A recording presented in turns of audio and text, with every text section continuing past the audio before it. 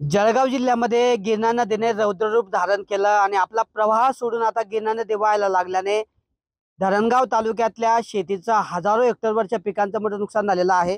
आपण दृश्यांमध्ये जर बघितलं तर मी आता धरणगाव तालुक्यातल्या चांसर या गावामध्ये आहोत आणि माझ्या आपण जर पायाकडे जर बघितलं तर जवळपास गुडघाभर एवढी माती जी आहे या ठिकाणी नदीच्या पुराच्या पाण्याची वाहून आलेली आहे। आणि सकाळी या ठिकाणी जर आपण चित्र बघितलं असतं तर पूर्ण पुराचं पाणी या शेतातून नदीसारखं वाहत होतं आणि या शेतामध्ये जी लावलेली पिकं आहेत जवळपास आता नव्यानंच या ठिकाणी या शेतामध्ये केळी लावलेली होती ती केळी जी आहे जवळपास वाहून गेलेली आहे आणि शेताचे शेत या ठिकाणी वाहून गेल्यामुळे आता शेतकऱ्याला प्रश्न पडला आहे की नेमकं काय करावं।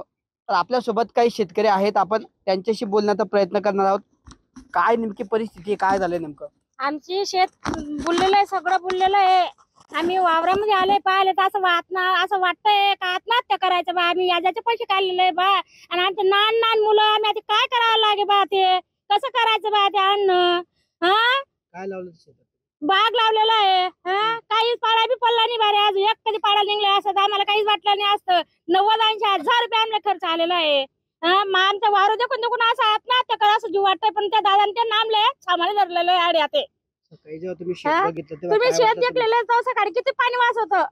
तर ते दादांच्या आई काय करता तुम्ही आज साड्या त्या दादांच्या नामले आडे थांबाडे धरलेलं आहे आता। काय सांगाल ते?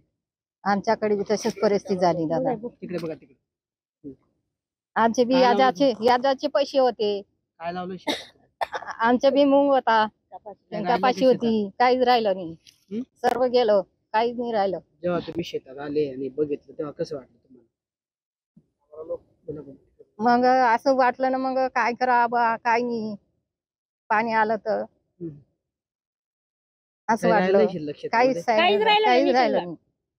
काहीच मागणी नाही नाही वावर नाही. देखील आत्महत्या असं सरकार- करायचं वाटतंय। हा? सरकारकडून हीच मागणी आहे आमची वाली। सरकारकडे आमची हीच मागणी आहे, आम्हाला काहीतरी पाण्याचं पूल पाहिजे बा ते, कारण आमले पोट भरायला साधन नाही राहिलेलं आहे बा, काहीच राहिलेलं नाही आम्हाला आता। आमच्या इथे पोरं याजाचे पैसे आम्ही कसे देऊ? याच भरायला सगळं पैसे नाही, हप्ते काढलेले हप्त्या मागायला घर बसल्या, हप्त्या मागायला काय देऊ आम्ही त्यांले? त्यांना काय द्यायचं अन्न? मग ठिबक काढलेले आहे, ठिबक 1-1.5 लाखाची ठिबक आणलेले आहे। काय करावं आम्हाला? म्हणजे पोरग्यासारखं सांभाळलं पिकाला आज तुम्ही राहिले आम्ही इथे काही तर राहिलं माणसं छान नाही. करलेलं आहे पिकं। काहीच राहिलेलं नाही, सर्व बट तिकडे गेलं, बघा ना. काहीच नाही राहिलं। मग आता काय करा ना कसं अन्न? जगायचं तुम्ही आता? कसं जगायचं, कसं राहायचं? रान मुलं बाळ कसं सांभाळायचं अन्न?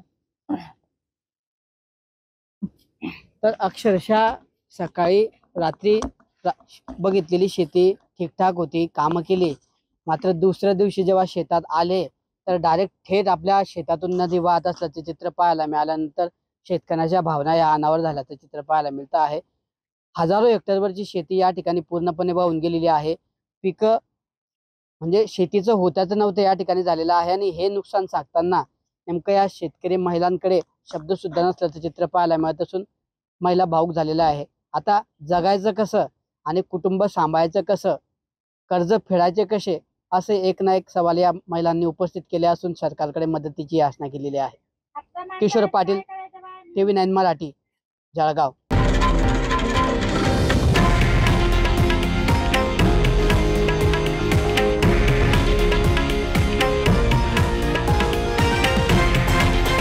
हे आहे देशातील नंबर 1 न्यूज नेटवर्क आणि आपण पाहत आहात TV9 मराठी, एकमेव।